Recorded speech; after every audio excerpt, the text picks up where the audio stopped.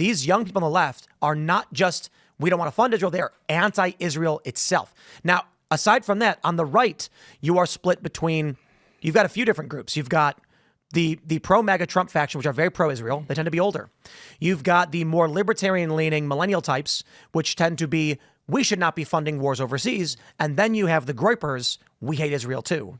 I don't see how these prominent factions in the next 10 years. You also have conservatives who just aren't in favor of any type of foreign aid. That's what I'm saying. So that would be they don't have to be groypers and they don't have to be libertarians. That's the group I mentioned. The left isn't just anti-Israel. They're anti-Western. They're anti-America. Right, but so the point is, that was one of the, so the right is comprised of those three groups, principally. How then, as we move forward, with the older generation's pro-Israel, younger generation is either we don't want to fund anybody or anti-Israel. Well, the challenge there is that you've got to come from a standpoint where you realize that the United States does have interest in supporting select governments and select positions overseas for the security of the United States. We do not live in an isolationist island. And even I, who am completely 100% America first, believe that there are certain cases overseas where we should be helping our allies. We're not going to retreat to complete isolationism. We're not going to get back to that. So the message has to go out there, and people, who are maybe seeing as America first means America only. My position is no, it does not. It means America first, and then we help our allies as needed and warranted. And so that position of what's appropriate and who gets that level of aid and who gets that level of material support, then that gets allocated. And I think that would be the mission going forward over the next 20 years is to take that segment of the conservative movement that is maybe newer to politics or doesn't have that historical perspective and kind of try and convince them that that's the way it should be. I think the hard part about that is a big part of that millennial, like what Tim is saying, millennial America first, we shouldn't be funding any wars thing comes back to the fact that at home right now, there is so little help for actual Americans that they don't see a path forward where, and you're right, look, the world is a very complicated place. It's very hard to understand and explain geopolitics to people and the reason things are the way they are, but they're not seeing that. What they're seeing is every time there's a natural disaster here, there's no help for anyone at home. Every time they look up, the debt in the the debt for this country has gotten even greater. Now, that's not to say that that necessarily is right, that you can just expect to take an isolationist view of the world, but that's what you need to understand when you see that those people are saying that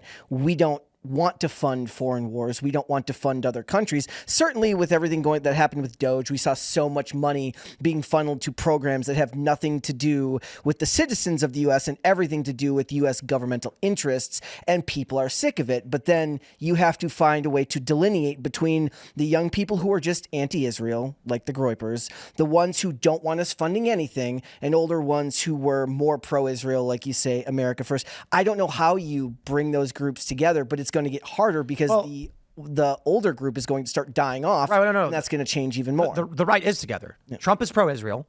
I think Ian made a great point yesterday, principally because of the Suez Canal. But younger Trump supporters are, I don't know why we're involved. Then you've got a younger cohort, which is smaller, and they're arguably pro-Trump, but they're probably more right-leaning, like the groypers. They hate Israel. And they're mad at Trump for supporting Israel. But on the right, you've got half support, half indifference. Right. On the left, you have no support. In like the Democrats, right, and not from an economic standpoint, but from a political dispute standpoint on the left. Yeah, ideologically opposed to it. I think it's funny because with all the people online who are talking about how Jewish power and all this stuff and they control everything, I'm like, why is it that you can go on any social media platform and just get all of these posts that hate Israel, but there's nothing in the inverse? What do you mean there's nothing in the inverse? Like pro-Israel stuff? So you go on X, for instance, and you choose a random person who's talking political, and you're going to see way more anti-Israel than pro-Israel sentiment. There certainly is a lot of pro-Israel sentiment. Don't get me wrong. I'm saying the active posts, right? So I've done polls. 80% will say Israel, 20% will say Palestine. So you're saying why are the people that are anti-Israel so vocal? Yeah, why is it, and this is what's swaying young people, right? The fact that the pro-Israel sentiment doesn't appear as pronounced and doesn't pop up in trends and social media posts. Which do you think gets attacked more? What? The point is that Israel neutral to pro-Israel will be inundated with comments saying Israel is bad, or the Jews are bad, or something like this. So Is that just the algorithm? That's why they're called Juicebergs. well, sure, because they're spurgs. But what do you think happens? So to the point I was making before about the ice bucket challenge of terrorism, what do you think happens to a generation when they're raised on this? And so the reason where all this comes from is, I think TikTok is bad because it tells children to cut off their genitals. Dylan Mulvaney has 13 million followers. Riley Gaines has 600,000. Clearly, there's a shift in the algorithm of TikTok to promote ideas that are bad for American youth. However, every time I have a conversation with a young person, they are pro TikTok and do not want to see it purchased, sold, or otherwise. They want it left alone. And they almost always say the only reason that the U.S. is doing this is because of Israel. That's not wrong. That's where the support came from. But TikTok is still bad. So I find it fascinating that when I speak to the younger generation, they like TikTok because they use it, and they think the only reason it's being targeted is because of anti-Israel sentiment, which they view as their speech. So whether it's legitimate sentiment now, coordinated campaigns, or whatever you want to believe, it doesn't matter. That's not the point. The point is there is no coordinated pro-Israel spam blasting of people at this degree. Okay. The younger generation will be surrounded by anti-Israel sentiment, and that means they're going to be scared to speak out against it. For instance, my conversation which I'm not going to get into, my conversation actually on Israel from meeting with Netanyahu, I was getting tweeted at like crazy. And I actually had a friend of mine be like, "You all right, dude?" And I'm like, "Why wouldn't I be?" And they're like, "Well, I'm just seeing everybody talk about you and this Netanyahu thing." I'm like, "Well, that's what happens when you meet with world leaders." Yeah. But imagine a younger person who's online and they're getting inundated with all of these comments saying, you're a Jew or whatever. They're not going to be able to mentally handle that. And they're going to say, "I will never speak in favor of this country again." And that's why I look at things like that.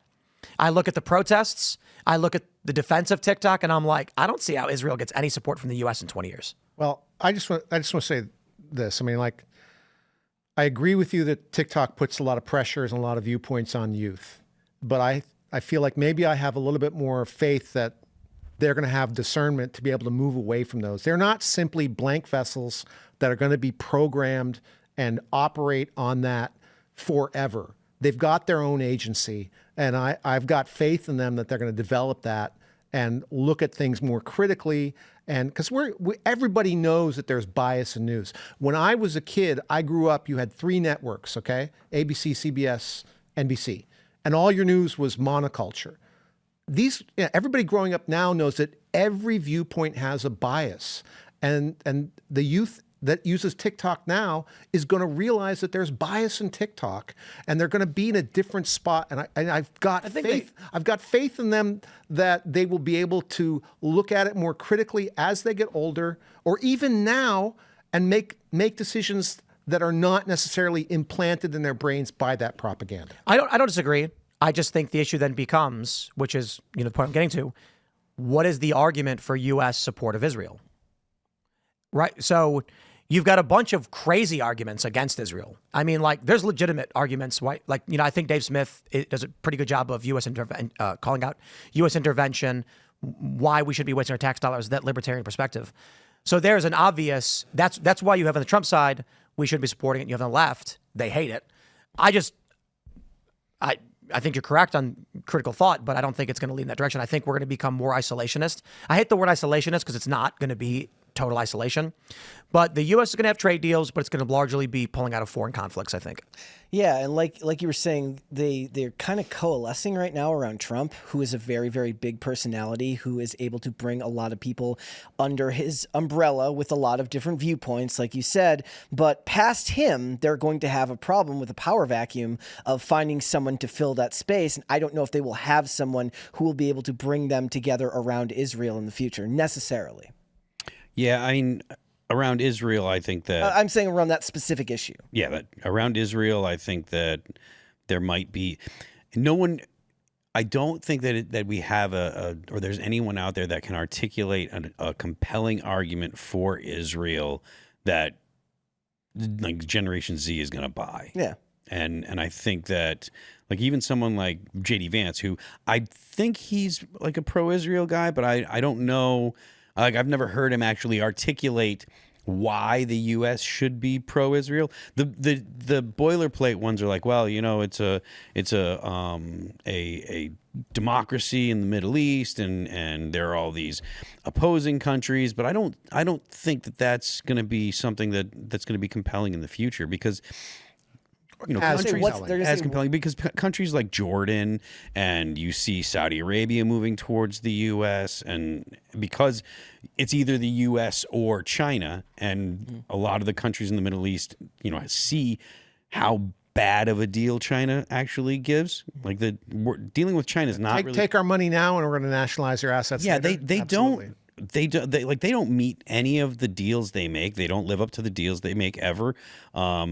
So I think that a lot of other countries see that, not saying that they won't choose China if they have to, or if the U.S. were to be like, well, we're going to pull away from the rest of the world. But I do think that the U.S. that if the option is China or the U.S., I think that other countries will go to the U.S. Thanks for checking out this clip from Timcast IRL. Make sure to watch the show live Monday through Friday at 8 p.m. Subscribe to this channel, and we will see you all there.